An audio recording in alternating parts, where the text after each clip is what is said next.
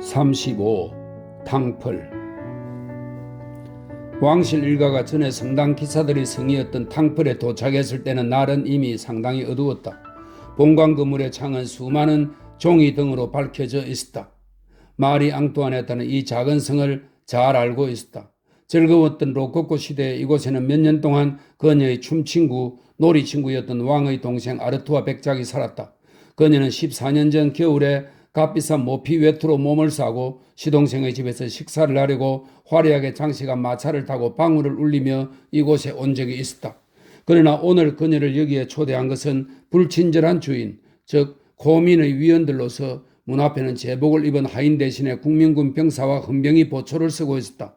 죄수들에게 저녁을 대접한 큰 홀을 우리는 지금 콩티 왕자의 차모임이라는 유명한 그림으로 볼 수 있다. 이 그림에서 화려하게 차려입은 사람들의 모임을 음악으로 즐겁게 해주는 소년과 소녀는 다름 아닌 8살의 어린 볼프강 아마데우스 모차르트와 그의 누이였다. 음악과 웃음이 방방에 울려 퍼졌고 행복하고 향락적인 귀족이 이 집에 살았었다. 그러나 마리 앙뚜아네트와 루이 16세를 위한 거처로 고민이 정해준 궁은 이 궁이 아니라 그 옆에 있는 지붕이 뾰족한 낡은 2개의 요새 탑이었다. 공격당하지 않도록 무겁고 네모난 돌로 중세 때 튼튼하게 지은 바스티어 감옥처럼 어둠침침한 이 탑은 마리 앙뚜아네트를 공포감에 떨게 했다. 육중한 철문, 낮은 창틀, 컴컴한 벽으로 둘러싸인 이 탑은 그녀에게 잊혀진 지난날의 발라드를 생각나게 했고 비밀재판, 종교재판, 마녀의 굴, 고문실을 떠오르게 했다. 아무도 살지 않아 더욱 신비에 쌓인 채 소시민구역 한가운데 서 있는 구시대의 유물인 이 폐허를 파리 사람들은 두려운 시선으로 달갑지 않게 쳐다보았다. 낡고 폐허가 된 이 성을 기능이 정지된 왕실의 감옥으로 택한 것은 의미심장한 일이었다. 다음 주부터 이 넓은 감옥에 안전책이 강구되었다. 탑 주위에 절비했던 작은 집들을 부수고 정원의 나무들도 모두 베었다. 사방으로 망을 보는데 방해를 받지 않으려는 조치였다. 그 밖에도 주위의 나무를 베어낸 삭막한 뜰은 다른 건물들과 돌담으로 차단되어 사람들이 탑에 가려면 3개의 성벽을 지나야만 했다.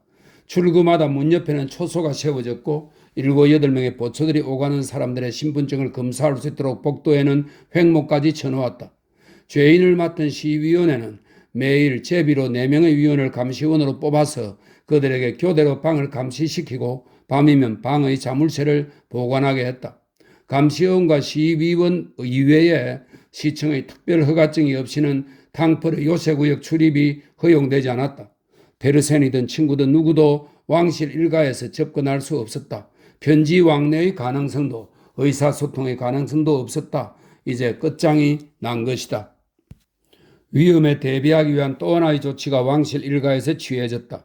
8월 19일 밤에 시당국의 직원 2명이 왕실 식구가 아닌 사람은 즉시 철수하라는 명령을 내린 것이다. 그리고 고통스러웠던 것은 이런 위험한 시기에 우정을 확인하기 위해서 자진해서 런던에서 돌아왔던 랑발 공작 부인과 왕비와의 이별이었다. 그들은 서로 만나지 못하리라는 것을 예감했다.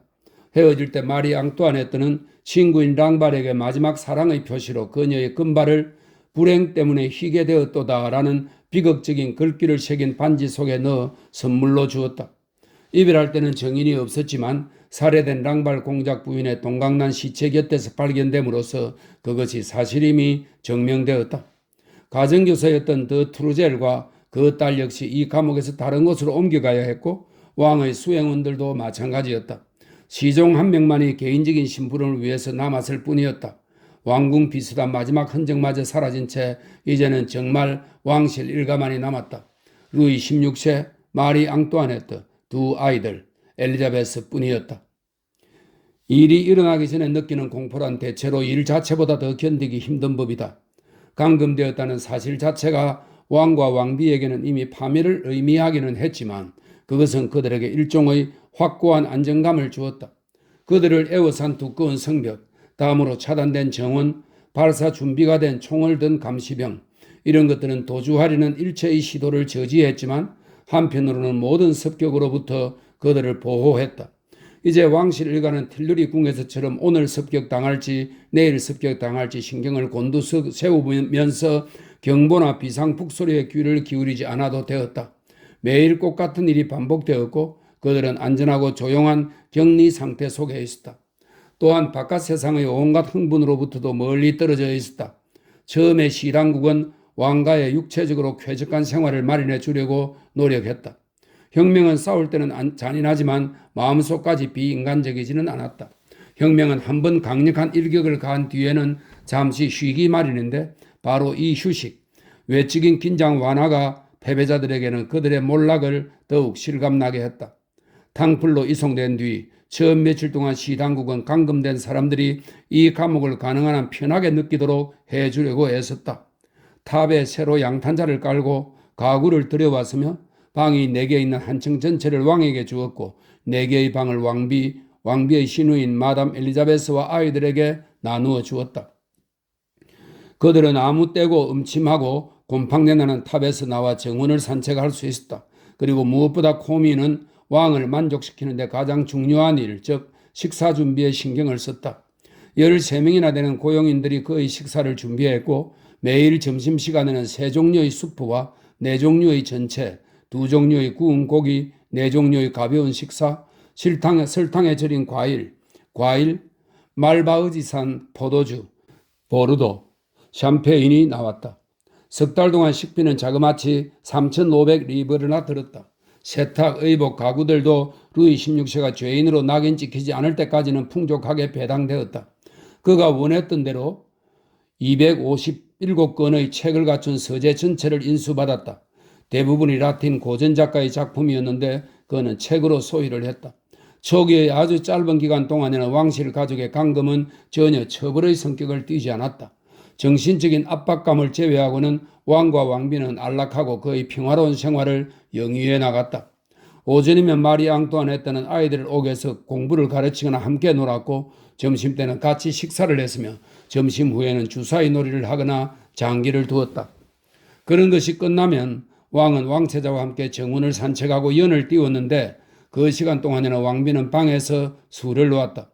자존심이 너무나 강한 왕비는 감시를 받으면서까지 공개적인 산책을 하는 것이 싫었기 때문이다. 저녁 때에는 몸소 아이들을 잠자리에 데려다 주었고 그 다음에는 잡담을 하거나 카드 놀이를 했다. 마리 앙뚜아네트는 때로는 옛날처럼 클라브생을 연주하거나 노래를 부르기도 했다. 그러나 그녀는 바깥 세계나 친구들과 격리되자 명랑함을 잃고 말았다. 말수가 적어진 채 아이들과 함께 지내거나 혼자 있기를 좋아했다. 늘 기도하며 단식일을 반드시 지키는 루이 16세나 그의 누이에게 침착하게 견딜 수 있는 힘을 주는 깊은 신앙의 위안도 그녀에게는 없었다. 그러나 그녀의 삶의 의지는 격정이라고는 없는 이 두 사람처럼 그렇게 쉽사리 무너지지는 않았다. 폐쇄된 성 안에서까지도 그녀의 생각은 여전히 바깥 세상을 향했다. 아직도 그녀의 불굴의 정신은 단념할 줄 몰랐다. 그녀는 희망을 버리려고 하지 않았다. 고여있던 힘을 그녀는 내부 세계로 모아들였다. 오로지 그녀만이 감금되었지만 포로가 되지는 않았다. 다른 사람들은 감금되어 있음을 거의 느끼지 못했으며 만약 감시나 내일에 대한 불안만 없었더라면 아무런 긴장감도 느끼지 않았을 것이다. 소시민 루이 16세나 수도원의 수녀와 같은 마담 엘리자베스는 이제껏 무의식적으로 수년 동안 동경에 오던 무감각하고 무책임한 생활 방식을 얻게 된 것에 불과했다. 그러나 감시는 물칠 틈이 없었다. 다른 어떤 힘이 그들의 운명을 쥐고 있다는 사실을 구금된 사람들은 언제나 상기해야만 했다. 코미는 식당에다가 왕으로서는 참기가 괴로운 공화국 1년이라는 날짜가 찍힌 인권선언을 커다란 종이에 써서 붙여놓았다. 화덕의 노쇠판 위에선 자유평등이라는 말을 읽어야만 했고 점심 식사 때면 정부에서 특별히 임명한 위원과 수비대 사령관이 불청객으로 나타났다. 빵은 모두 사전에 칼로 잘라 그 속에 비밀 쪽지라도 숨기지 않았나 조사했다. 신문도 이 탕플 안에는 들여오지 못했으며 탑 안에 들어오거나 나가는 사람들은 감시원에 의해서 샅샅이 수색을 당했다. 그뿐 아니라 방은 문마다 밖에서 잠겨 있었다. 왕과 왕비는 뒤에 탄환을 장전한 감시병이 따라다니지 않는 한 한 발자국도 움직일 수 없었고 입회인 없이는 아무 말도 할 수가 없었으며 검열받지 않은 인쇄물은 하나도 읽을 수 없었다. 감시가 없는 침실에서만 자기들만 있다는 행복감과 은혜를 맛볼 수 있을 뿐이었다. 그렇다면 이 감시는 고통을 줄이는 의도된 행위였을까? 왕실의 감신들이나 감독관이 왕당파의 순환의 역사가 묘사한 것처럼 그렇게 정말 사디스트였을까? 사람들이 공연히 쓸데없는 모욕으로 계속 마리 앙뚜아네트와 식구들을 욕보였으며 이런 목적을 이루기 위해서 거칠고 난폭한 하급 계급의 과격 공화파를 선택했다는 것이 사실일까? 코민의 기록은 이를 단연 부인한다. 그러나 이런 기록은 당파적인 것으로서 신빙성이 없다. 어느 쪽이 사실인지는 알 수가 없다.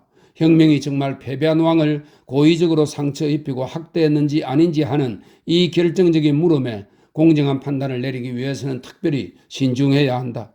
왜냐하면 혁명이라는 개념은 그 자체로 이미 상당히 폭넓은 의미를 내포한 단어이기 때문이다.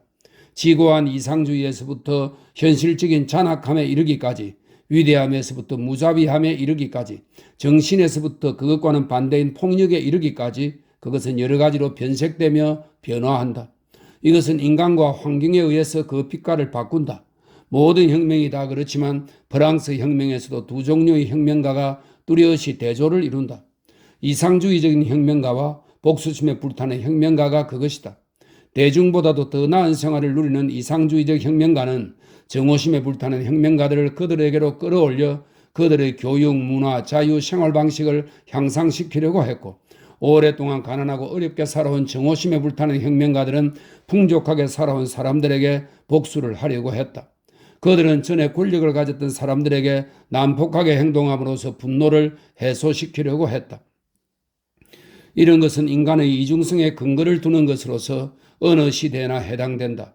프랑스 혁명에서 처음에는 이상주의자가 우세했다. 귀족과 시민, 곧 명망가들로 구성된 국민의회가 인민들을 도와 대중을 해방시켰다. 그러나 해방된 군중, 쇠사슬이 풀린 폭력은 곧 해방자들에게 달려들었다. 두 번째 국면에서는 과격분자들, 정오심에 불타는 혁명가들이 우세했다. 그들에게는 권력이라는 것이 너무나도 새로워서 마음껏 즐겨버리는 욕망을 누를 길이 없었다. 마침내 비정상적인 고삐가 풀린 인물들이 권력을 잡게 되었다. 그들의 야심은 혁명을 자신들의 수준으로, 자신들의 평범한 정신 수준으로 끌어내리는 것일 뿐이었다. 이 정오에 찬 혁명가들 중에서도 왕실의 감독 책임자가 된 에베르는 가장 전형적인 인물이었다. 고결하고 정신적인 혁명의 주인공들인 로베스피에르, 카미오 데몰랭, 쇤지스트 등은 이 더러운 서푼짜리 문사의 본질을 간파했다. 그는 혁명의 명예를 손상시키는 종기였던 것이다. 나중에 로베스피에르가 그 종기를 달군 쇠로 소독하기는 했지만 때가 이미 늦은 일이었다. 극장 돈을 횡령하여 고발된 그는 직업도 없이 쫓기는 짐승이 강물에 뛰어들듯이 혁명에 뛰어들어 조류를 타고 흘러갔다. 쇤지스트가 말했듯이 시대의 분위기와 위험을 간파하여 교묘의 빛깔을 바꾸는 파충류처럼 혁명이 피로 물들면 물들수록 그가 더럽히는 페르디시엔지의 그의 폐는 더욱더 pit빛처럼 붉어졌다. 저숙한 말투, 마치 파이에서 흘러나오는 하수도처럼이라고 카미오 데몰랭이 말한 적이 있다. 그 저속한 말투로 그는 그를 통해서 하청 중에서도 가장 하청의 가장 저열한 본능에 아첨했고 그로 인해서 국외에서의 혁명의 평판을 떨어뜨렸다. 그러나 그 자신은 하청사회의 인기 때문에 많은 수입 외에도 시위원회에서 한 자리를 얻었고 그의 위력은 점점 더 커가기만 했다.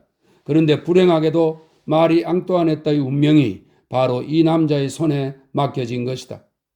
왕실 일가의 주인, 감시자가 되자 에베르는 잔뜩 만족해하며 오스트리아의 황녀이며 프랑스 왕비인 마리 앙뚜아네트를 냉혹하게 다룰 수 있는 권리를 실컷 즐겼다. 개인적인 접촉에서는 고의적으로 냉정하면서도 정중한 태도를 취하여 자신의야말로 새로운 정의의 진정한 대표, 새로운 세력의 대표임을 알려줄 작정으로 그는 페르디시엔지에 자기와의 대화를 거부하는 왕비에 대해서 분노를 폭발시켰다. 시 대표위원 에베르 씨가 매주 극히 정중하게 방문하는 바로 그 사람들이 잭나이프, 이 잭나이프는 도약대에서 뛰어내리는 순간 몸을 굽혔다가 물에 들어가기 직전에 피우는 다이빙의 한 형태인데 사형을 의미하는 듯한 그 언어라고 이렇게 설명하고 있습니다. 잭나이프와 구경면도, 이거는 구경면도는 단두대를 말합니다. 구경면도를 당해야 할 주정뱅이와 창부, 루이 16세와 마리 앙뚜아네트를 일컫는 말입니다. 주정뱅이와 창부였다. 그는 말투가 마음보다도 훨씬 더 급했던 것이다. 그러나 애국자들 중에서 가장 비열하고 정직하지 못한 자가 감독 총책임자로 임명되었다는 것만으로도 이 패배자들에게는 충분한 굴욕이었다. 왜냐하면 에베르에 대한 두려움이 감시병이나 관리들에게 상당한 영향을 미쳤기 때문이다. 자신들을 신용할 수 없다고 하지는 않을까 하는 불안에서 생각보다도 훨씬 더 냉혹하게 행동했다. 그러나 한편 그들의 정오에 찬 외침은 예기치 않았던 방법으로 갇힌 사람들을 도왔다. 에베르가 감시를 하라고 뽑은 정직하고 무식한 일꾼들과 소시민들은 그가 쓴 페르디슈엔지에서 피의 폭군에 대해서 그리고 음란하고 지나치게 호사스러운 오스트리아 여자에 관해서 읽은 것이 많았다. 그러나 감시를 하면서 그들이 실제로 본 것은 무엇일까? 그것은 악이라고는 없는 뚱뚱한 소시민이었다. 왕은 아들의 손을 잡고 정원을 산책하고 아들과 함께 뜰이 몇 센티미터, 몇 미터가 되는지 재고 있을 뿐이었다. 그들은 그가 많이 먹으며 잠자는 것을 좋아하고 앉아서 독서를 즐기는 모습을 보았을 뿐이다. 이 둔하고 마음씨 좋은 인간이 파리 한 마리도 괴롭히지 못하리라는 것을 그들은 금방 알 수 있었다. 그런 폭군을 미워한다는 것은 정말 힘든 일이었다. 에베르가 그렇게 음하게 감시하지만 않았더라도 감시병들은 아마도 이 다정다감한 왕이 자기들 계층의 사람인 것처럼 잡담도 하고 장난도 하고 카드 놀이도 했을 것이다. 그러나 왕비에 대해서는 전혀 그렇지 못했다. 마리 앙뚜아네트는 식사 때에도 감시인들에게 말 한 번 건 적이 없었고 위원이 와서 필요한 것이나 불편한 것이 없느냐고 물을 때면 아무것도 바라는 것이 없다고 의연하게 대답했다. 그녀는 간수의 도움을 청하기보다는 차라리 모든 것을 참고 견디었다.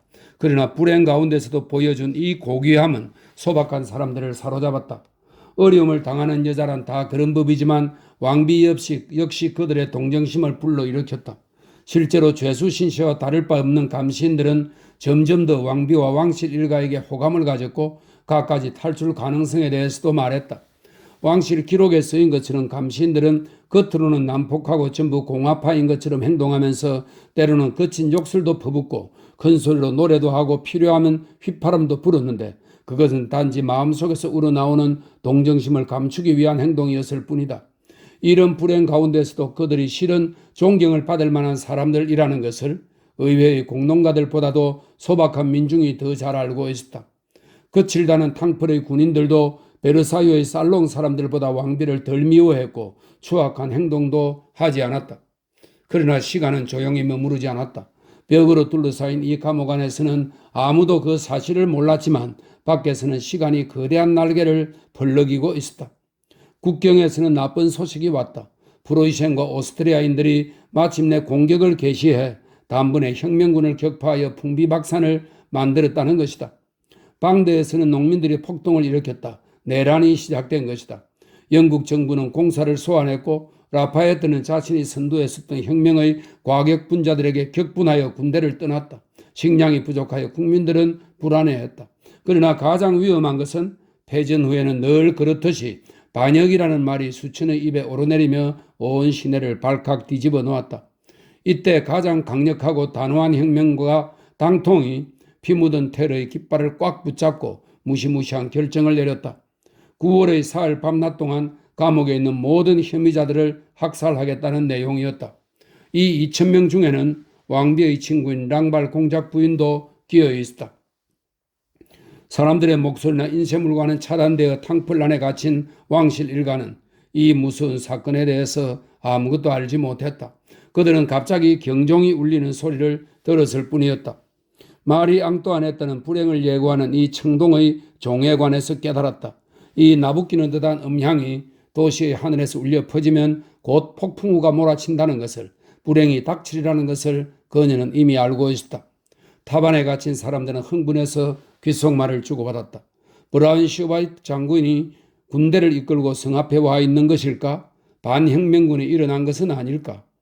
저 아래 탕플로 들어오는 잠겨진 문 곁에는 감신들과 관리들이 흥분해서 이야기들을 주고받고 있었다. 그들은 더 많은 것을 알고 있었다. 달려온 시종은 교회로부터 수많은 사람들의 무리가 이리로 몰려오고 있으며 처형된 랑발 공작 부인의 흑빛깔의 머리가 창에 꽂혀 머리카락이 바람에 흩날리고 있으며 부인의 갈기갈기 난자된 시체는 벌거벗겨진 채 뒤에서 질질 끌려오고 있다는 소식을 전해주었다. 오랫동안 왕비와 추잡한 관계였다는 랑발의 벌거벗은 육체와 창백한 머리를 마리 앙뚜아네트에게 보여줌으로써 최후의 야만적인 승리감을 피와 술에 취한 무리들이 맛보려고 한다는 사실은 의심할 나위도 없는 일이었다. 절망한 감시병이 군대의 도움을 구하기 위해서 코민으로 보내졌다. 그들로서는 미쳐 날뛰는 군중들을 도저히 막을 수가 없었기 때문이다. 그러나 교활한 페티옹은 위험할 때마다 항상 그랬듯이 나타나지조차 않았다. 정은군은 오지 않았다. 군중은 끔찍한 재물을 가지고 성 앞에서 광포하게 굴었다. 일당들을 어느 정도 진정시키고 왕실 일가에게 살인적 결과를 가져올 기습을 우선 통고해 주려고 사령관은 폭도들을 지체시킬 방도를 모색했다. 그는 먼저 술 취한 행렬을 탕벌의 바깥들로 유인했다. 무리는 더러운 경류처럼 흩어지며 문을 빠져나갔다. 그 야만인들 중 2명은 벌거벗은 부인의 발부분을 잡고는 질질 끌고 왔으며 또 한 사람은 피투성이인 오장육부를 손에 쥐고 높이 쳐들었다. 다른 한 사람은 푸른 빛이 돌 정도로 창백한 부인의 머리를 창으로 찔러 높이 들고 있었다. 통고한 대로 그들은 왕비에게 그녀의 창부의 머리에 키스를 시키기 위해서 승리의 기념품을 들고 탑으로 올라가려고 했던 것이다. 이 미쳐 날뛰는 자들을 누를 수 있는 방법은 아무것도 없을 것 같았다. 그래서 코민의 한 위원이 묘책을 짜내어 이들을 진정시키려고 했다. 위원의 신부님을 밝히고 나서 그는 조용히 하라고 한 다음 연설을 했다. 그들을 유인하기 위해서 그는 우선 이 군중들의 멋진 행위에 대해서 찬사를 늘어놓은 다음 온 국민이 이 전리품을 승리의 영원한 기념물로 찬양할 수 있도록 머리를 들고 온 파리시를 돌아다니는 편이 낫지 않겠느냐고 제안했다. 다행히도 이 가문이설은 효과가 있었다. 취한 군중의 요란한 함성을 올리면서 치욕스런 시체를 끌고 거리를 지나 루아얄 궁으로 가기 위해서 물러갔다. 타반의 감금자들은 초조와 불안에 떨고 있었다. 미쳐 날뛰는 무리들의 요란한 외침이 들려왔지만 그 무리들이 어떤 일을 할 작정인지 무엇을 원하는지 그들로서는 알 수가 없었다. 그러나 타반의 사람들은 베르사유와 틸러리 궁에서 습격을 받았던 날부터 이 어마어마한 소란이 무엇을 뜻하는지를 잘 알고 있었다. 그들은 위험을 막기 위해서 감시병이 창백하게 질려 흥분한 채 제 위치로 뛰어가는 것을 보았다. 왕은 불안해져서 국민군 병사에게 물었다. 네, 그건 말입니다. 국민군 병사는 화가 나서 대답했다. 아시고 싶다니 말씀드립니다만 사람들이 랑발 부인의 머리를 보여드리겠다던군요. 사람들을 이리로 올라오지 못하도록 하시려면 창가로 가서 몸을 내보이는 수밖에 없을 것 같습니다. 그때 나지막한 비명이 들렸다. 마리 앙뚜아네트가 정신을 잃고 쓰러진 것이었다. 어머니가 정신을 잃고 쓰러진 적은 그때 딱 한 번뿐이었어요. 뒷날 왕비의 딸은 회상했다. 3주일 뒤 곧 9월 21일 거리는 다시 덜끓었다. 갇혀있는 사람들은 다시 밖으로 귀를 기울였다.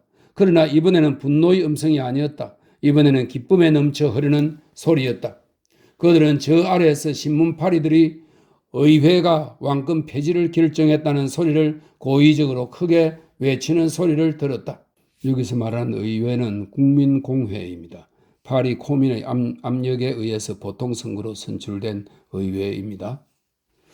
그리고 다음날 이미 왕이 아닌 왕에게 폐위를 알리기 위해서 대표들이 나타났다. 루이 16세는 이 소식을 섹스피어의 리처드 2세처럼 태연히 받아들였다. 왕은 무엇을 해야 하지? 복종인가? 왕은 아마 그렇게 할 걸. 그는 폐위당하겠지. 왕은 따른다. 왕이라는 이름을 잃고 말 거야. 꺼져라 제발. 이때부터 루이 16세는 경멸적으로 루이 카페, 부르봉가 조상의 이름입니다. 루이 카페라고 불렸다. 그림자 속에서 빛을 찾을 수 없듯이 이미 싸울 힘을 잃은 사람은 힘을 쓸 수 없기 마련이다. 이미 모든 굴욕에 대해서 무감각해진 왕은 한마디도 반박할 말을 찾지 못했고 마리 앙뚜아네트도 마찬가지였다. 이들 2사람은 아마도 무거운 짐을 벗어놓은 듯한 기분이었을 것이다. 왜냐하면 이제부터는 자신의 운명이나 국가의 운명에 대해서 아무런 책임도 없고 더 이상 잘못하거나 걱정할 일도 없으며 사람들이 허용해 준다면 자신들의 짧은 목숨 이외에는 아무것도 걱정할 필요가 없었기 때문이다. 이제는 인간적인 사소한 일에 대해서나 기뻐하는 수밖에 없었다. 딸이 술을 놓거나 피아노 치는 것을 도와주고 아들이 크게 또박또박 어린이다운 필체로 쓴 과제의 틀린 곳이나 고쳐주는 정도였다. 아이가 종이 위에 왕세자 루이 샤를이라고 쓰면 재빨리 그것을 찢어버려야만 했다. 6살짜리가 어찌 이 사건을 이해할 수 있단 말인가. 메르큐르드 프랑스라는 잡지의 수수께끼를 풀기도 하고 정문을 오르내리기도 했다. 너무나 천천히 가는 벽난로 위 고물시계 바늘의 움직임을 쳐다보기도 하고 멀리 지붕 위로 연기가 올라가는 광경을 바라보기도 했으며 가을의 구름이 겨울을 몰고 오는 것을 쳐다보기도 했다. 무엇보다도 그들은 전에 자신들이 어떤 인물이었던가를 잊으려고 했으며 무슨 일이 밀어닥칠 것인가를 생각해 보려고 했다. 이제 혁명은 목적을 달성한 것 같았다. 왕은 폐위되었다. 그는 한마디 이의도 없이 왕위를 포기하고 타반에서 아내와 아이들과 함께 조용히 살고 있었다. 그러나 혁명은 계속 굴러가는 공과 같은 것이다. 공을 굴리는 사람이 균형을 유지하기 위해서는 쉬지 않고 공과 함께 달려야 하듯이 혁명을 이끌고 혁명의 지도자가 되려는 사람은 쉬지 않고 달려야 한다. 계속되는 전개 속에 정질한 있을 수 없다. 모든 당파는 그 사실을 알고 있었고 그래서 남보다 뒤지는 것을 두려워했다. 우익은 온건파를, 온건파는 좌익을, 좌익은 가장 활동이 있는 지롱드당을, 지롱드당은 마라 패거리를, 지도자는 군중을, 장군은 병사를, 국민공회는 코민을, 코민은 지역을 또한 두려워했다. 그룹마다 긴장에 감염되어 열기를 띤 경주에 온 힘을 모았다. 공포가 프랑스 혁명을 원래의 목표보다 훨씬 더 멀리 몰고 갔으며 격려와도 같은 거센 힘을 휘두르게 했다. 혁명의 운명은 간신히 얻은 후시후식을 다시 몰아냈고 목표에 도달하자마자 곧 그 목표를 더 높은 곳으로 올려놓았다. 혁명은 처음에는 왕권을 붕괴시키고 왕을 폐위시키면 임무가 끝나는 것이라고 생각했다. 그러나 폐위를 당하고 왕관도 빼앗겼지만 이 불행하고 쓸모없는 인간은 여전히 하나의 상징으로 남아있었다. 수세기 동안 땅속에 파묻혀 먼지와 재가 된 왕들의 뼈를 다시 한번 태우기 위해서 무덤에서 꺼내는 마당인데 살아있는 왕의 그림자라고 하더라도 어떻게 그것을 벗어날 수 있단 말인가. 지도자들은 이전의 상태로 되돌아가는 것을 막기 위해서는 루이 16세의 정치적인 죽음을 육체적으로도 완결시켜야 한다고 믿었다. 과격한 공화주의자들은 공화정의 조직이 왕의 피로 칠해질 때 비로소 영속할 수 있다고 생각했다. 덜 과격한 사람들 역시 국민의 신망을 잃을까 두려워하여 이 요구에 동의했다. 루이 카페에 대한 재판은 12월로 결정되었다. 탕플에서는 갑작스럽게 나타난 위원 때문에 이 절박한 결정을 눈치챘다. 그들은 모든 자르는 도구, 곧 칼, 가위 그리고 포크를 몰수해갔다. 단순히 감금만을 당해오던 그들 피감자들은 이제 피고가 되었다. 루이 16세는 아내와 식구들과 격리되었다. 이 조치가 더욱 잔인하다는 것은 같은 타반에 살면서도 가족보다 바로 한층 아래에 감금당했는데도 아내나 자식들을 만나지 못하게 했다는 점이다. 숙명적인 몇 주일 동안 부인은 한 번도 남편과 이야기를 할 수도 없었고 재판이 어떻게 되어가는지 어떻게 결판이 날지도 알 수 없었다. 신문 구독도 허용되지 않았고 남편의 변호사에게 물어볼 수도 없었다. 전율할 만한 불안과 흥분 속에서 이 불행한 여인은 끔찍하게 긴장된 시간을 혼자 보내야 했다. 한층 아래 마룻바닥 하나를 사이에 두고 그녀는 남편의 무거운 발소리를 들을 수 있었다. 그렇지만 그를 볼 수도 이야기할 수도 없었다. 정말 무서운 이 조처는 그녀에게 형언할 수 없는 고통을 주었다. 1월 20일 시위원이 마리 앙뚜아네트에게 나타나 다소 침울한 목소리로 오늘은 특별히 가족과 함께 아래층에 있는 남편에게 가도 좋다고 말했을 때 그녀는 이 관대함 속에 숨겨진 의미를 금방 알아차렸다. 루이 16세가 처형 선고를 받았으며 자신이 남편을 아이들이 아버지를 마지막으로 만나도록 허용되었다는 사실을 비극적인 순간을 고려해서 4명의 시위원은 아내와 남편, 누이 동생, 아이들이 마지막으로 함께 마주 앉을 자리를 마련해주고 처음으로 자리를 피했다. 그러나 유리문을 통해서 이별의 장면을 감시했다. 내일 단두대에 오를 사람은 이제 아무 위험도 되지 않았다. 처형을 선고받은 왕과의 재회인 동시에 영원한 이별을 고하는 이 비참한 순간에 입회자는 아무도 곁에 없었다. 모든 인쇄된 보고는 멋대로 꾸며낸 낭만적인 허구이며 눈물이 솟을 듯한 감동으로 이 순간의 비극을 달콤한 스타일로 우스꽝스럽게 만들어 놓은 거지없이 감상적인 동포나 역시 마찬가지이다. 아이들의 아버지와의 이별이 마리 앙뚜아네트의 생애에서 가장 고통스러운 순간 중 하나였음은 의심할 나위 없는 사실이다. 그렇지만 그것을 무엇하러 과장한단 말일까? 죽음의 재물, 처형 선고를 받은 사람을 땅속에 묻히기 전에 본다는 것. 이것만으로도 인간적 감정을 가진 사람에게는 참으로 가슴을 내는 고통이 아닐 수 없다. 마리 앙뚜아네트는 이 남자를 결코 정열적으로 사랑하지 않았고 오랫동안 다른 한 사람에게 마음을 주기는 했지만 20년을 함께 살았고 그의 네 아이를 낳은 것은 사실이었다. 그녀는 이 격동의 시대에 남편이 자기에게 정말 너그럽고 헌신적이었음을 깨달았다. 원래는 국가의 정략적인 이해관계로 인해서 일생을 함께하게 된 두 사람이지만 탑에서의 암울한 시간에 함께 겪은 지극한 불행을 통해서 인간적으로 더 가까워졌다. 왕비는 자기가 곧 그를 따라가리라는 것을 알고 있었다. 남편이 조금 먼저 가는 것일 뿐이었다. 일생 동안 왕을 뒤따라다녔던 완전한 무감각이 이 절박한 최후의 순간에는 시련을 겪는 그에게 도움이 되었다. 견디기 어려운 무신경이 결정적인 순간에 루이 16세에게 어떤 도덕적인 위대함을 부여했다. 그는 공포감도 흥분한 기색도 보이지 않았다. 옆방에 있던 4명의 시위원은 단 한 번도 그가 소리 높여 흐느끼며 목소리를 높이는 것을 듣지 못했다.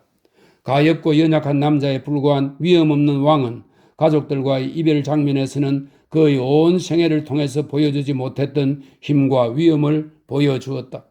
사형 선고를 받은 그는 10시에 여느 날처럼 조용히 의자에서 일어나 가족에게 이젠 올라가라는 손짓을 했다. 꺾을 수 없는 그의 의사에 마리 앙뚜아네트는 감히 싫다고 말할 수가 없었다. 다음날 아침 7시에 그녀에게 가겠노라고 그가 거짓말까지 했기 때문에 어쩔 수가 없었다. 그리고 조용해졌다. 왕비는 위층 작은 방에 혼자 앉아 있었다. 밤이 지나갔다. 잠을 이룰 수 없는 기나긴 밤이. 그리고는 마침내 날이 새더니 준비하는 소리가 무시무시하게 들려왔다. 그녀는 의장마차의 육중한 바퀴 소리를 들었다. 전개 위아래로 계속 발자국 소리가 들렸다. 고백 신부일까? 시위원들일까? 아니, 벌써 형리가 온 것은 아닐까? 저 멀리 행군해오는 연대의 북소리가 둥둥 들렸다. 날은 점점 밝아왔다. 아침이 되었다. 아이들은 아버지를, 그녀로서는 그녀의 일이라면 언제나 신경을 쓰며 친절을 베풀어온 오랜 세월의 반려자를 잃을 시간이 점점 다가왔다. 방문 앞에서 지키고 서 있는 감시인들은 시련을 겪는 이 여인이 계단을 내려가지 못하도록 막았다. 그녀는 방에 갇힌 채 무슨 일이 진행되는지 아무것도 들을 수도 볼 수도 없었다. 그리하여 실제 일어나는 것보다 수천 배나 더 끔찍한 고통을 내적으로 겪어야 했다. 그때 아래층이 갑자기 조용해졌다. 왕이 떠난 것이다. 그를 태운 육중한 의장마차는 형장을 향해 달렸다. 그리고 1시간 뒤에는 기요틴이 전에는 오스트리아의 황녀였으며 그 뒤에는 프랑스의 왕세자비 그리고 왕비가 된 마리 앙뚜아네트에게 새로운 이름을 주었다. 카페 미망인이라는 새로운 이름을. 36. 마리 앙뚜아네트 홀로. 도끼 떨어지는 소리 다음으로 일종의 당혹스러운 정적만이 남았다. 루이 16세의 처형으로 국민공회는 왕정과 공화정 사이의 붉은 피의 경계선을 그으려고 했던 것이다. 의원 중 대부분은 이 약하고 선량한 인간을 단두대로 끌고 가는 것을 내심 유감스러워했다. 그 뒤를 이어 마리 앙뚜아네트까지 기소되리라고는 아무도 생각하지 못했다. 회의도 열지 않은 채 코미는 미망인에게 그녀가 요구한 상복을 내주었다. 감시는 눈에 띌 정도로 허술해졌다. 합스부르크가의 여자와 아이들을 아직도 구금하는 것은 이들을 잡고 있으면 오스트리아를 고분고분하게 만들 수 있는 담보물을 손에 쥐고 있는 것이나 마찬가지라고 생각했기 때문이었다. 그러나 그 계산은 맞지 않았다. 프랑스의 국민공회는 합스부르크가의 가족 정서를 지나치게 좋게 평가했던 것이다. 둔하고 무감각하며 욕심 많고 내적인 위대함이라고는 찾아볼 수 없는 프란츠 황제는 금고에 플로렌스 다이아몬드 113캐럿이나 되는 이 다이아몬드 외에도 무수한 귀중품이나 보석이 있었지만 혈연을 구하기 위해서는 보석 한 개도 꺼낼 생각이 없었다. 뿐만 아니라 오스트리아의 주전파들은 단판을 파괴시키는 온갖 방법을 동원했다. 비위는 처음에는 정복이나 배상을 위해서가 아니라 이념을 관철시키기 위해서 이 전쟁을 일으켰다고 주장했지만 영토 합병 전쟁으로 번지고 마는 것이 결국 전쟁의 본질이다. 그리고 장군들이란 모든 교전 중에 방해받는 것을 싫어하는 법이다. 그들의 취미에 맞는 이런 좋은 기회를 만나는 것은 힘든 일이므로 전쟁이란 길면 길수록 좋은 법이다. 페르센의 독촉을 받은 메르시는 계속해서 마리 앙뚜아네트는 이제 프랑스 왕비라는 칭호를 빼앗겼으니 오스트리아의 황녀이며 황실의 일원이 되었고, 그러므로 황제께서는 그녀를 데려올 도덕적 의무가 있다고 궁궐에다 대고 누누이 설명했지만 아무 소용이 없었다. 세계전쟁에서 포로가 된 한 여인이란 얼마나 하찮은 존재인가. 그리고 차가운 정치 게임 속의 한 인간이란 얼마나 하찮은 존재인가. 사람들의 마음은 차갑고 문은 전부 닫혀 있었다. 군중들은 모두 크게 충격을 받았다. 손을 내미는 사람은 아무도 없었다. 마리 앙뚜아네트는 루이 16세가 페르센에게 했던 말, 온 세상이 나를 버렸소라는 말을 되풀이하는 수밖에 없었다. 온 세상이 그녀를 버렸다. 마리 앙뚜아네트는 쓸쓸하고 적막한 방에서 그것을 실감했다. 그러나 그녀의 생의 의욕은 아직도 깨지지 않았다. 살아야 한다는 각오는 점점 더 단단해졌다. 그러나 왕관은 빼앗겼다. 그리고 얼굴마저 이미 지치고 늙었지만 이 여인은 사람들의 마음을 사로잡는 묘한 힘, 마력을 가지고 있었다. 에베르와 다른 시위원들은 모두 예방책을 강구했으나 그녀의 비밀스러운 자력에는 효력이 없었음이 증명되었다. 그것은 역시 소시민인 모든 감신들과 관리인들을 향해서 이 세상의 왕비라는 이유로 그 후광 때문에 여전히 자력이 작용했던 것이다. 몇 주가 지나자 벌써 그녀를 감시하겠다고 선서한 상퀼로트로부터 엄중한 명령이 연신 내려오는데도 마리 앙뚜아네트를 세상으로부터 격리시켜 놓은 보이지 않는 벽은 무너졌다. 그녀의 편이 된 감시인들의 도움으로 집안으로 집 밖으로 계속 소식이 떠나들었다. 그리고 레몬즙이나 은연 잉크로 쓰인 종이 쪽지는 물병 뚜껑으로 만들어지거나 화로의 통풍구를 이용하여 밖으로 운반되었다. 감시를 피해서 왕비에게 매일 정치나 전쟁 소식을 알려주기 위한 손짓과 몸짓도 고안되었다. 뿐만 아니라 특별히 행상인에게 부탁해서 탕플 앞에서는 중요한 뉴스를 큰 소리로 외치도록 합의했다. 이러한 조력자 서클은 감시인들 사이에서 점점 그 폭을 넓혀갔다. 항상 우유부단하여 모든 실현 가능한 일을 불가능하게 만들어 온 루이 16세가 곁에 없었기 때문에 이제 모든 사람으로부터 버림받은 마리 앙뚜아네트는 감히 탈출을 시도하기로 결심했다. 위험은 초산과 같은 것이다. 이 초산은 금과 은을 분리하는 데 쓰인다는 설명이 있습니다. 평화롭고 미온적인 상황에서는 불분명하게 섞여 있는 것, 즉 인간의 용감함과 비겁함은 시련 속에서는 명확하게 분리된다. 옛 사회의 용기 없는 자들, 귀족 중에도 이기적인 인물들은 왕이 파리로 이송되자 곧 모두 망명도주했다. 정말 충성스러운 사람들만이 남았는데 도망가지 않은 사람들은 모두 절대적으로 신뢰할 수 있는 사람들이었다. 이런 용감한 사람들 중에서도 첫째가 하는 사람은 자르자의 장군으로서 그의 부인은 전에 마리 앙뚜아네트의 시녀 노릇을 한 적이 있었다. 그는 오로지 왕비를 도울 생각으로 안전한 코블렌츠로부터 돌아와 어떤 희생도 치를 각오가 되어 있다고 알려왔다.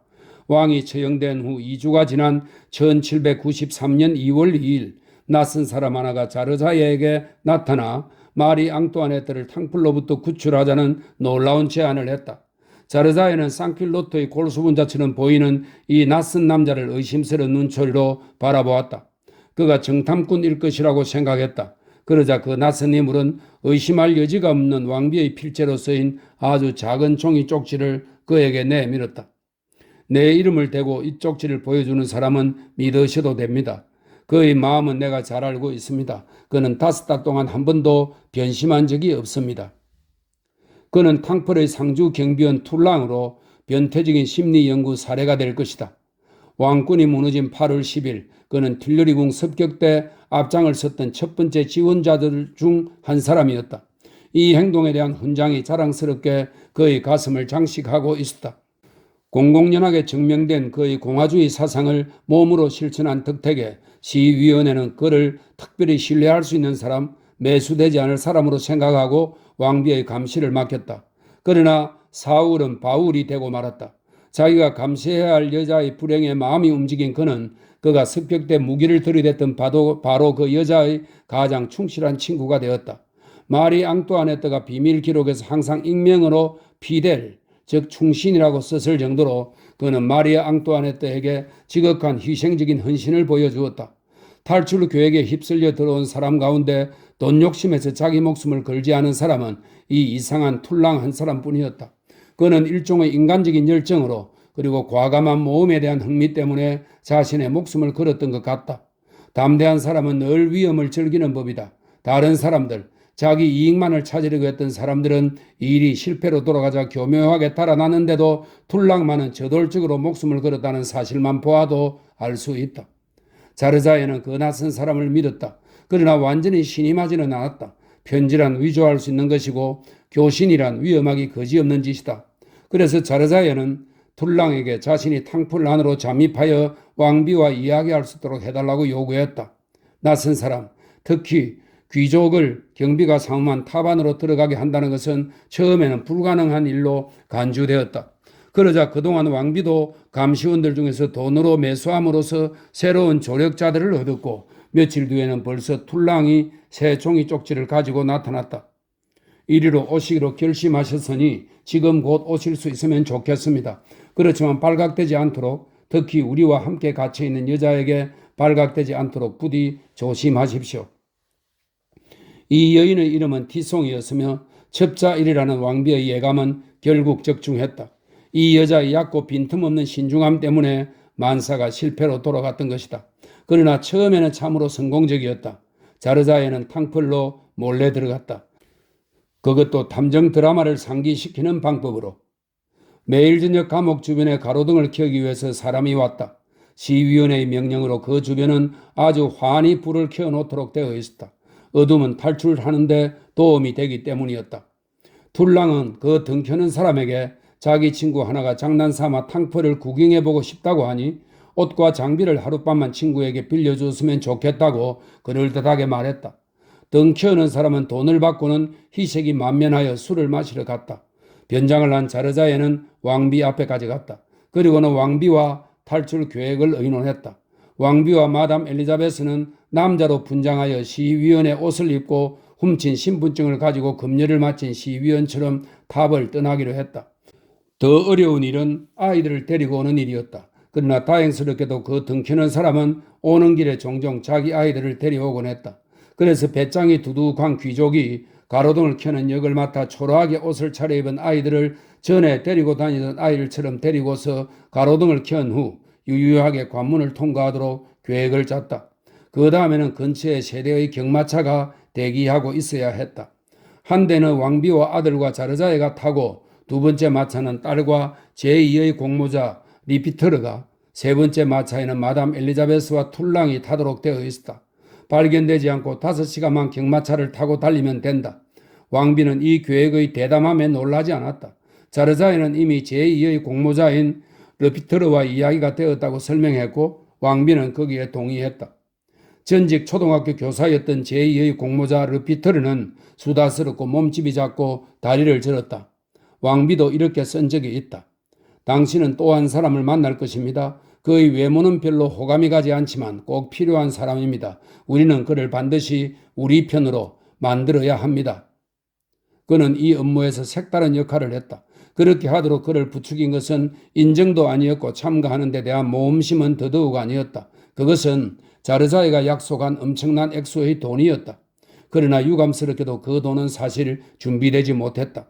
파리의 반혁명 자금주인 더 바츠 남작과 자르자에는 묘하게 아무런 연결도 없었던 까닭이다. 이들 두 사람의 업무는 거의 동시에 나란히 진행 중이었다. 그러나 아무 접촉도 연락도 없었고 전혀 서로 알지도 못했다. 귀중한 시간은 흘러가기만 했다. 왕비의 예전 자본주로 하여금 우선 신뢰하도록 만들어야 했다. 동분서주한 끝에 결국 돈은 마련되었다.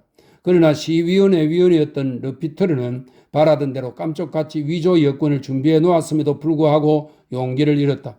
파리의 철책이 폐쇄되었고 마차마다 철저히 수색한다는 소문이 나돌았기 때문이다. 소심한 르피터르는 겁을 집어먹은 것이었다. 아니면 첩자가 잠복해 있다는 암시를 받았는지도 모른다. 어쨌든 그는 협조를 망설였고 그 때문에 4명이 모두 동시에 탕불 밖으로 나오는 것은 불가능해졌다. 왕비 한 사람이었더라면 쉽게 구출이 되었을 것이다. 자르자예와 툴랑은 왕비에게 혼자 탈출하라고 독촉했다. 그러나 마리 앙뚜아네트는 고귀한 품격을 보여 혼자 탈출하기를 거부했다. 아이들을 두고 가더니 차라리 단념하겠어요.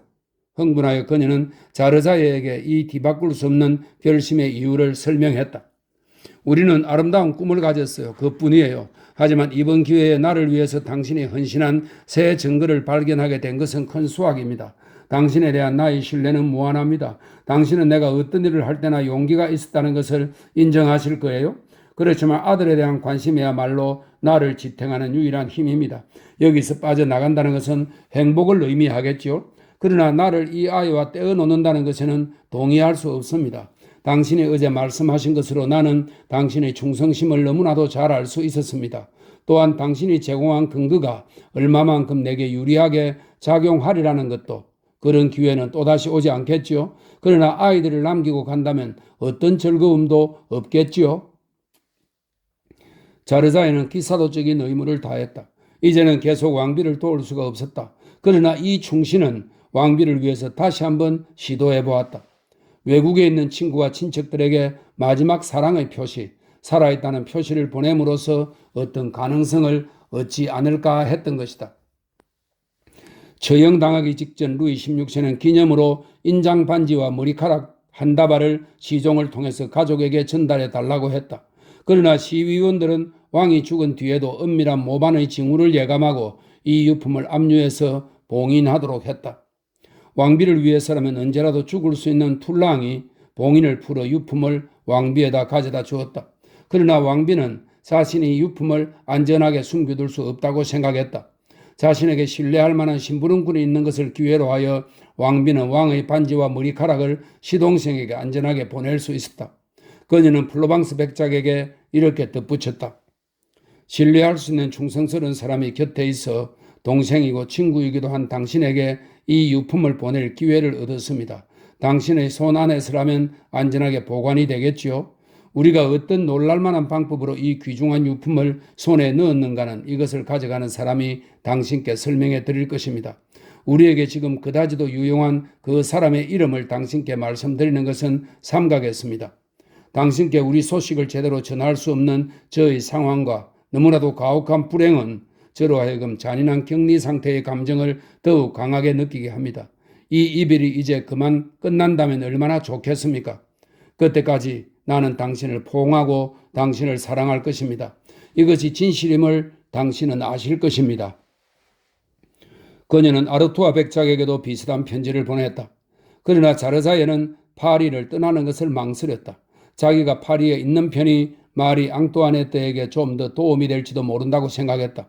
그러나 결국 그가 머무르는 것은 무의미하며 위험하다는 것이 판명되었다.